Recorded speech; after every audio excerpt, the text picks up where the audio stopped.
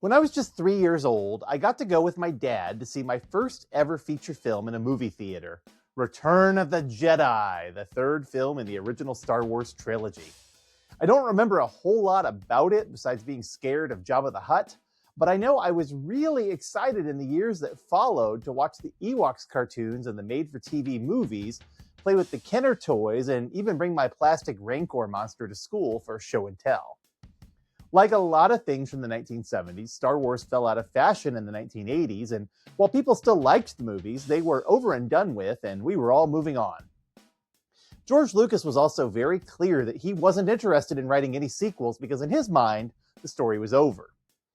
So in the early 1990s, when Lucasfilm started authorizing official new Star Wars content in the form of novels, comic books, and video games, I was there for all of it, and you'd better believe I went to see the special editions of the films, re-released for theaters in the mid-1990s, and I got hyped up about the sequel trilogy that launched when I was in college in 1999.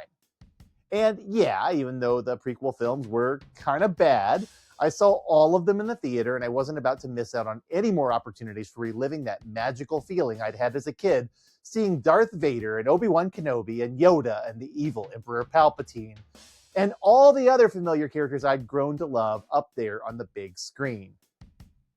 Funny thing though, I like Star Wars. I'm even what you'd call a fan, at least of the original movies, but there are fans and then there are fans. And then there's this whole subculture of Star Wars fans who pretty much put any other fandom to shame. They build their own detailed costumes. They consume every piece of ancillary media. They have strong opinions about things, and not just about whether or not Han shot first, he did, by the way, but about tiny little details that turned into major plot elements for the official cartoon shows and novels and comics and video games, and sometimes because those details needed to be further explained to make any sense, and other times because the people making this stuff are often as big of fans as the people watching it. You know, George Lucas got really tired of the fans too. He actually said at one point in an interview with The Times, "Why would I make any more films when everybody yells at you all the time and says what a terrible person you are?" So when Disney came around in 2011 and started negotiations to buy Lucasfilm for what would wind up being a $4 billion deal in 2012, they did so by promising George Lucas they could keep his distinct vision alive while also expanding it into something that would have real value beyond their investment. But while many fans were excited that Disney was going to crank up production of a new trilogy, multiple other films, theme park expansions, and even continue the cartoon shows George Lucas and Dave Filoni had already started, other people pointed out that Disney might be more interested in the merchandising and licensing rights to Star Wars than the films themselves. And if there's one thing merchandising and licensing need to be successful, it's content to keep them current. So 10 years later, Star Wars ain't what it used to be during those early days of Episode 7, The Force Awakens, and Rogue One, when the movies could generate $1 billion in ticket sales. And I think the argument can be made that Disney, that company so well known for infusing magic into everything it owns, has lost the magic of Star Wars and perhaps the built-in market of fans that comes with it. Well, I'm Sean in St. Louis, and this is the Marketing Gateway.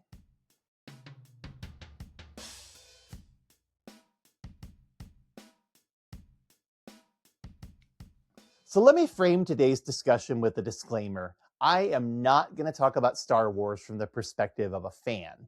Our discussion is going to be about the business side of things, and that means all of the inflammatory rhetoric you read online about how Star Wars has lost its way, or how the fandom needs to accept that The Last Jedi was the right direction, or any of that other stuff won't be part of our discussion today. Star Wars is a popular media property, but it's also a big business. It's one of the most lucrative franchises ever created, with close to $50 billion in revenue since its debut in 1977.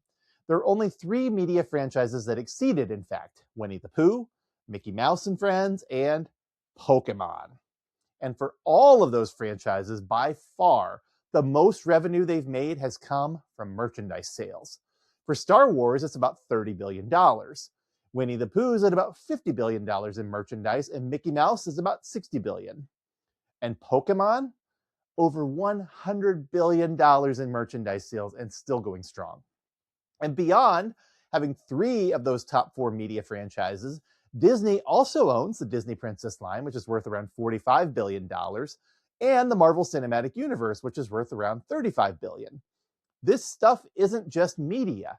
These are the properties that show up on kids' clothing and lunchboxes and stickers and pencil cases and birthday party decorations and bandages and fruit snacks. They're pervasive, part of everyday life, and definitely part of a marketer's tool set when it comes to slapping a popular license or cross promotion on an otherwise ordinary product. So here's what happened with Star Wars. Before the original film came out in 1977, movie and TV merchandising wasn't really that big of a thing. Sure, you had some toy lines based around the Planet of the Apes or model kits based on starships from Star Trek, but the idea that you needed to release all of this merchandise to go along with the launch of a blockbuster film hadn't really manifested because the blockbuster film was itself a fairly new idea that began in 1975 with Steven Spielberg's Jaws. George Lucas came up in the same generation of filmmakers as Steven Spielberg, and Lucas actually wanted Spielberg to direct Star Wars at one point. And the two have historically been good friends who've collaborated together on projects including the Indiana Jones movies. But whereas Spielberg has always been focused on his films being the main product, Lucas was savvy enough to recognize that there was a bond between movies and viewers that extended beyond what happened in the theater. He took the idea of movie souvenirs and turbocharged it, working with a toy company called Kenner to produce a line of Star Wars action figures to go along with the film. Since no one really thought Star Wars was going to be a success, the toy company was caught completely off guard when the demand was much higher than anyone anticipated. Kenner famously launched an IOU box in time for Christmas, promising the buyer would get the toys when they were ready. And once the toys did make it to shelves in 1978, they proved quite popular. When The Empire Strikes Back came out in 1980, Kenner was ready, and when The Return of the Jedi finally debuted in 1983, there were so many toys available that my family and I used to watch the movies intently, trying to figure out where characters like Pruneface or Klaatu or Reese or Squidhead actually appeared on screen. As I mentioned, Star Wars mania largely died out in the latter half of the 1980s, and while the films were still well regarded and popular, it didn't seem like we were going to get any more of them. Lucasfilm had made a couple of Ewoks movies for TV and some cartoon shows based on the Ewoks and the droids, but they had no interest in making any more feature films. Lucas eventually started extending out the universe with a theme park ride at Disneyland called Star Tours, which opened in 1987, but it wasn't until the late 1990s when George Lucas re-released the special editions of his films with new scenes and computer graphics that Star Wars mania began rising again as people who'd never been able to see the movies on the big screen finally got a chance. And it all hit a fever pitch as Lucasfilm announced the trilogy of prequel films was coming starting in 1999. Star Wars Episode 1, The Phantom Menace, wound up being one of the highest grossing films of all time in terms of box office receipts, right behind James Cameron's Titanic, which was pretty much the movie of the 1990s. But more importantly, it kicked off an incredible merchandising machine, and you could not go anywhere without seeing characters like Obi-Wan Kenobi, Qui-Gon Jinn, Padme Amidala, Master Yoda, young Anakin Skywalker, Darth Maul, or Jar Jar Binks, staring back at you from promotional displays, cereal and snack food boxes, in-store signage, or even Pepsi soda cans. Of course, The Phantom Menace was such a letdown of a movie that after the initial excitement died down, people were far less excited about Episode 2, Attack of the Clones, which came out in 2002, and promised more action and less Jar Jar. Episode 3, Revenge of the Sith, debuted in 2005 and really pushed the merchandise hard because this was not only going to be the last Star Wars film George Lucas would ever make, and he was adamant about that, but also the origin story for Darth Vader, who'd make a full-on appearance in his classic black caped spacesuit and helmet at the end of the film. Now, say what you will about the prequel films. I personally think they're pretty awful, but they generated billions of dollars in ancillary merchandise over that 6-year period, and they definitely had a strong appeal to adults who didn't want to miss out on another round of what were sure to be collectible toys in the years to come.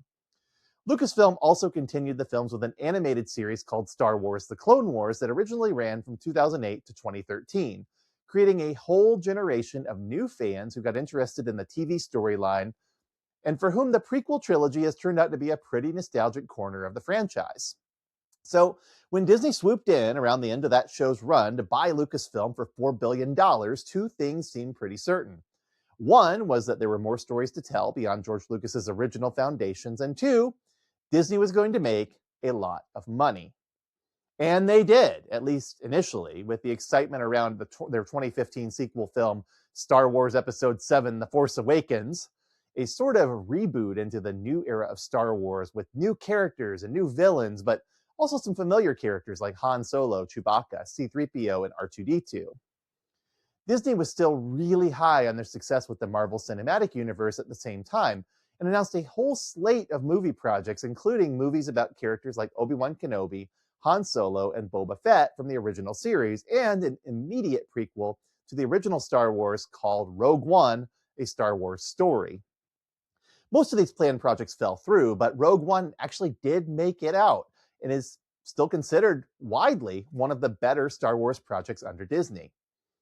Unfortunately, Disney's new Star Wars trilogy of films saw diminishing returns. The Force Awakens grossed $2 billion worldwide, and then Episode 8, The Last Jedi, grossed $1.3 billion, and then Episode 9, The Rise of Skywalker, grossed just $1 billion, as did Rogue One.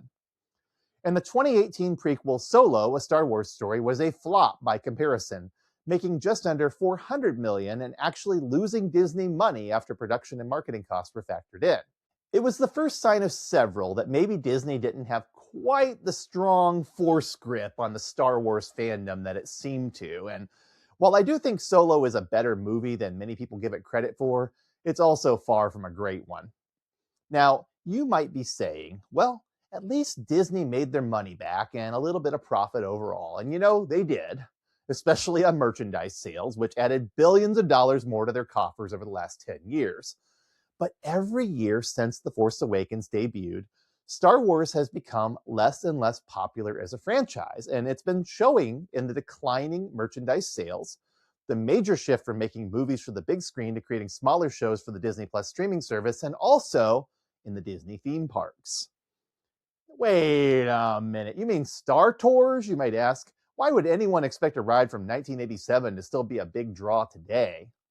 But I don't mean Star Tours. That ride actually closed down in 2010 in Disneyland and Disney World before Disney had even acquired Star Wars as a property. Now, they have since made a new version of Star Tours that's running today with adventures that run through the segments of most of the movies, but that's not their big draw anymore. No, what I mean is the massive Galaxy's Edge area of Disneyland and Disney World that was supposed to be a canonical part of the Star Wars universe, telling immersive stories about the Black Spire outpost on the frontier planet of Batuu.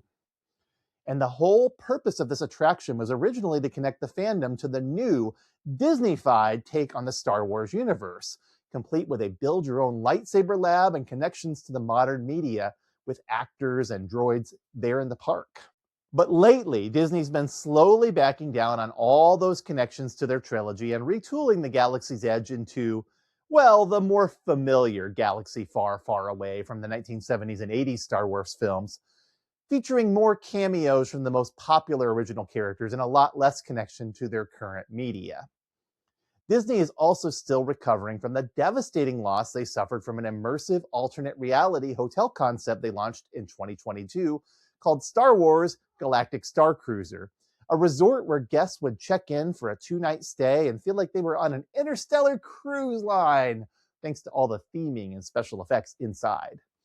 The experience was supposed to include many opportunities for fans to interact with a broader storyline and to have an out-of-this-world experience immersing themselves into Star Wars, alongside costumed actors and animatronic creatures performing both scripted and improvised encounters. The hotel was a huge flop and closed in 2023, 18 months later. If you want all the sordid details, a YouTuber named Jenny Nicholson made a 4-hour-long video explaining why it failed, and I put a link to that video in the show notes. Suffice it to say that a stay at the hotel was incredibly expensive, had a number of additionally expensive add-ons guests were expected to indulge in, included surprisingly small rooms given the price and wasn't anywhere near as entertaining or engaging as it needed to be to justify spending far more money than you might drop on a nice family vacation visiting an actual destination on Earth. But these theme park attractions have also been an indicator of how Disney has been thinking about Star Wars lately. Most of the recent Star Wars productions have been streaming TV shows meant to prop up Disney's streaming service, Disney Plus. And several of them, most notably Star Wars The Acolyte, have underperformed and are considered failures. Many of the shows are interconnected with other Star Wars media, and it can be exhausting to try to keep the storylines and continuity straight, particularly in terms of how they relate to the original movies. The most critically successful series, Andor, is not only a prequel to the original Star Wars, but also to the prequel film Rogue One, in which the character Cassian Andor first appeared. Despite its quality and its currency as an examination of fascism, it's also one of the least popular Star Wars shows. The biggest show has been The Mandalorian, and both its title character, also known as Din Djarin, and its breakout character, Grogu, also known as Baby Yoda, helped gain a lot of early attention for Disney+. The show is still one of the most popular Star Wars shows on the streaming service, but fans' decline in interest over 3 seasons has been well recorded. Disney Plus itself is also struggling, shedding nearly 30 million subscribers between 2024 and 2025 due to a price hike, and then finding itself embroiled in activist cancellations due to the seeming cancellation of ABC's Jimmy Kimmel Live last year. Star Wars is not only not helping bringing subscribers back, but also most of their upcoming shows are being developed for niche fandoms, not mass market audiences. Star Wars is also slated to return to theaters soon with the upcoming feature film The Mandalorian and Grogu, which connects several of the shows together in an Avengers Infinity War approach. It may be a hit when it releases in May of 2026, but it may also turn off audiences who haven't kept up with the small screen stories. We'll see. Star Wars fatigue is certainly set in for many of us. When you see people talking about Star Wars fatigue, though, it's often because they're less interested in the new content and they prefer to stick to their nostalgia for the original George Lucas films that didn't require as much dedication and involvement as the Disney ones do. There was a certain magic to those films that plunked you into the middle of a story a long time ago in a galaxy far, far away without needing to explain things or require you to keep up to date on ancillary media or go to theme parks or ride on fake Star Cruisers to get fully what was actually happening.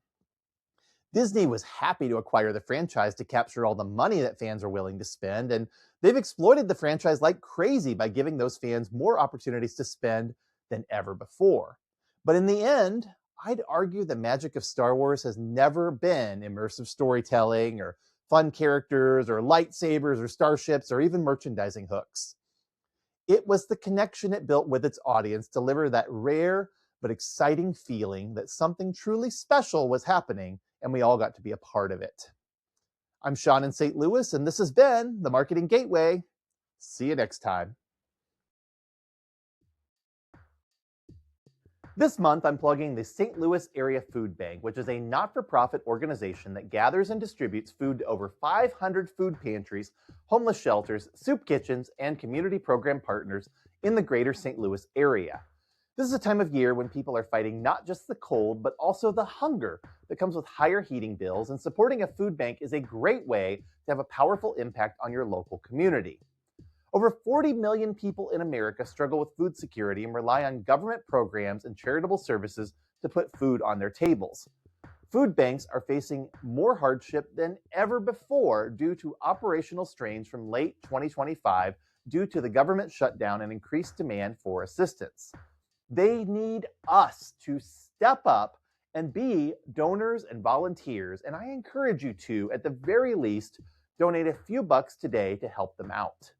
While I always recommend supporting local food banks if you can, the St. Louis Area Food Bank is also a great choice because they provide so much support to so many organizations and are extremely transparent about how they utilize their funds. They have a perfect score on Charity Navigator, and they are an accredited charity with the Better Business Bureau and a partner with the United Way and Feeding America. You can learn more about them at stlfoodbank.org.